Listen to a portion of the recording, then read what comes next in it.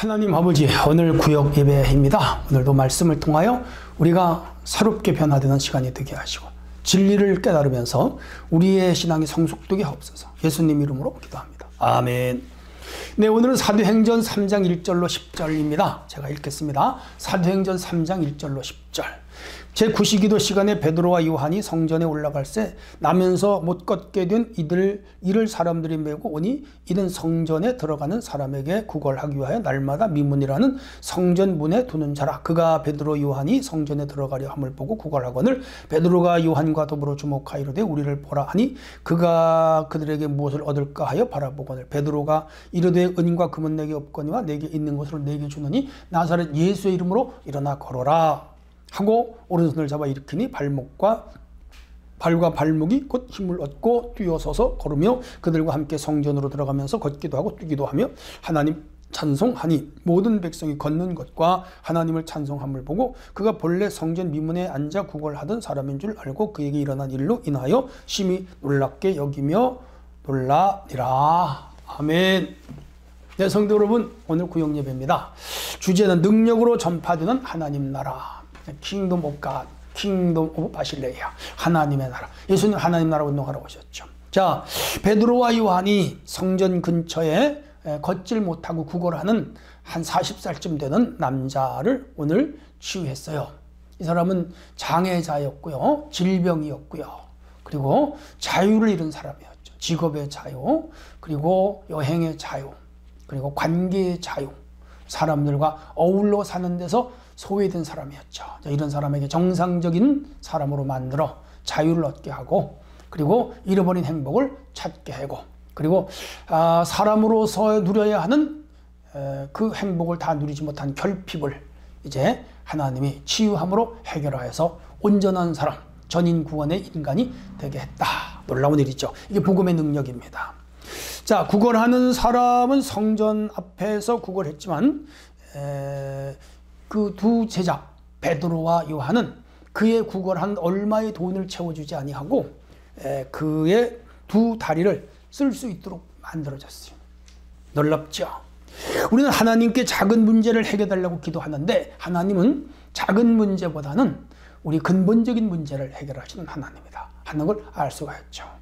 사실 이 다리를 못 쓴 장애자는 얼마의 돈, 랩돈이나 아니면 세겔, 2분의 1 세겔, 그런 거, 몇 푼, 그거 가지고 밥 한 끼 사 먹든지 아니면 하루 용돈이 되든지 그 정도만 구했는데 이 두 사도는 그의 근본적인 문제를 해결해 줬다. 놀랍죠? 우리 주님은 우리의 근본적인 문제를 해결하시는 분이죠. 너를 위해 훨씬 좋은 것을 준비해 두었다라고 우리 주님은 말씀하시죠.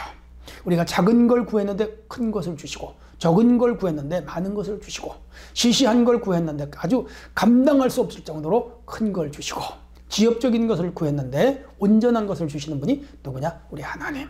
그래서 우리는 기도해야 돼요.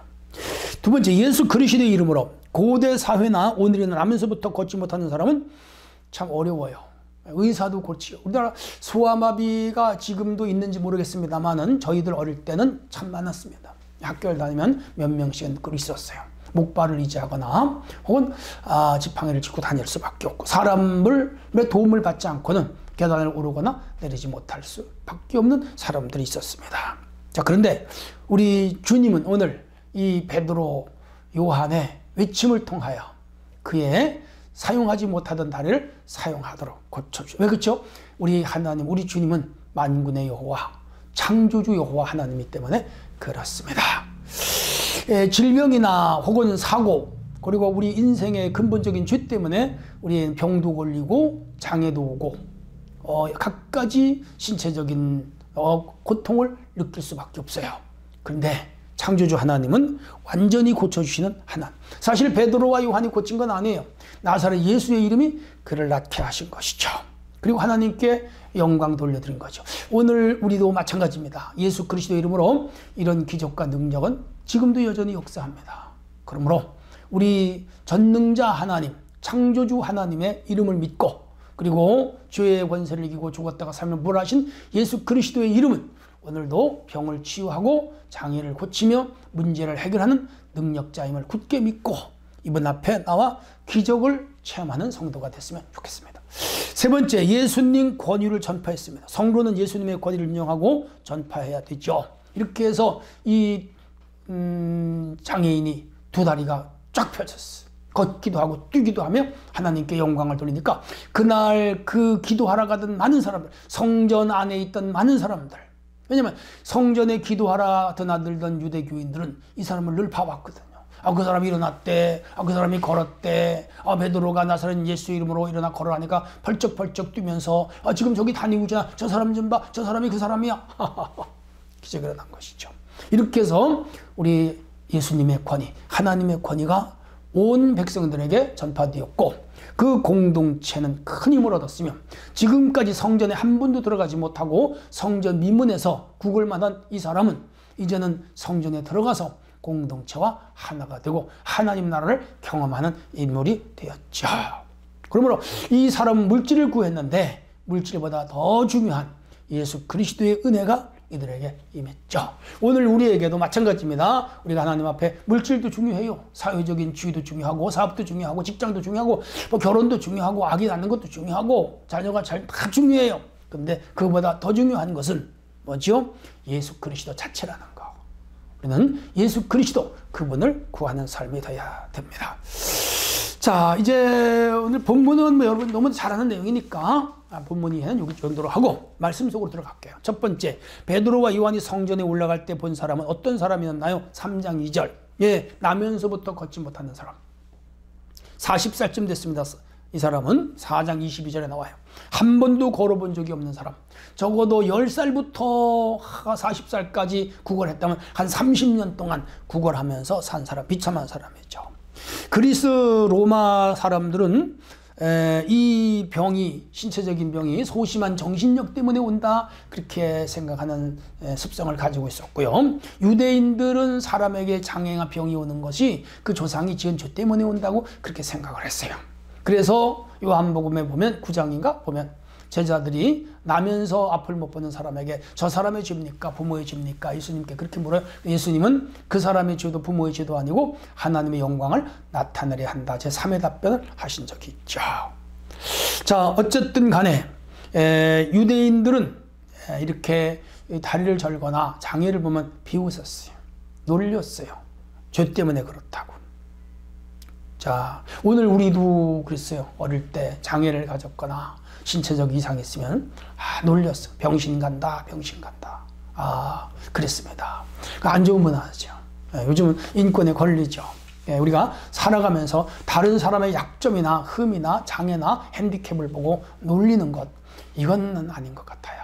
우리는 긍휼히 여기고 불쌍히 여기고 함께 기도해주고 도와줄 수 있는 그리스도의 정신과 사랑을 가져야 되죠. 자, 두 번째, 베드로와 요한은 구걸하는 이에게 무엇이라고 말했나요? 나사렛 예수 이름으로 일어나 걸어라. 이게 영적인 권위입니다. 사도적인 권위 혹은 선교적인 권위라고도 말합니다.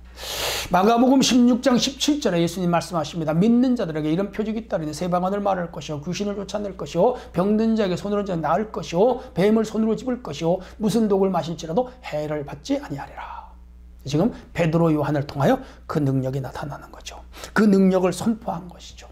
예수님이 하시던 일을 따라한 거죠. 예수님도 누가복음 5장에 보면 중풍병자 고치셨고 눈먼 자를 보게 하셨고 귀 먹은 자를 듣게 하셨고 그리고 말 못한 자를 말하게 하셨고 38년의 망자를 고치셨고 12 혈루증을 앓던 여인을 고치셨고 죽은 사람을 살리시고 오병이로 5,000명을 먹이셨고 12강조를 거두었고 무리를 걸어가셨고 기가 막힌 이적들을 행하셨죠. 근데 그 능력과 이적을 이 지금 제자들이 하는 거라고. 그런데 오늘날도 믿는 자들에게 이런 표적이 일어납니다. 우리가 믿고 구하면 하나님 우리에게도 필요를 따라 주시는 분이죠. 자, 세 번째, 구걸하던 이에게 일어난 일로 인해 백성들은 어떤 방언을 보였나요? 3장 10절에 심히 놀라면서 하나님께 영광을 돌렸어요. 일어난 일로 번역된 명사화된 완료형 분사는 이 기적으로 생긴 영원한 변화를 강조한다. 맞아요. 예수님이 갈릴리에서 주로 사역을 많이 행하셨어요. 거기서 수많은 병자들을 고쳤고 수많은 이적과 기적을 행했는데 예루살렘에서는 그 베다니에서 나사로 살린 것 외에는 그리고 있네요. 38년 된 병자 고친 거. 그 외에는 많이 안 했는데 오늘 사도들이 이 40살 된 이 다리 못 서는 자를 고쳐줌으로 하나님의 기적이 예루살렘 성전 안에서, 성전 바로 입구에서 일어났다는 거, 우리가 주목해야 할 일입니다. 이렇게 해서 유대인들이 많이 주께로 돌아왔다. 이건 유대인이란 말은 유대교인들이 돌아왔다. 하나님의 능력, 예수님의 능력을 그들이 직접 목격을 한 거지요. 맞아요. 자, 존 버녀는 인생과 영혼에 대한 의문이 일어나기 시작했을 때, 내가 구원받기 전까지는, 이 진리를 확실히 알기 전까지는, 하나님의 아들인 예수님을 분명히 깨닫기 전까지는 먹지도 않고 자지도 않으리라 결심을 했어요. 그래서 예수님 만나겠다 결심하고 그가 깊이 기도하던 중에 결국 주님을 만나게 됩니다. 그리고 철로 역장을 쓰게, 불후명작이죠. 그 책에서 그리스천이라는, 즉 기독도가 주인공이죠. 순례의 길을 가고 있을 때 장사꾼이 이렇게 외쳐요. 당신은 무엇을 사기를 원하십니까? 그때 기독도가 뭐라는지 아세요? 진리를 사기를 원합니다 그랬어요.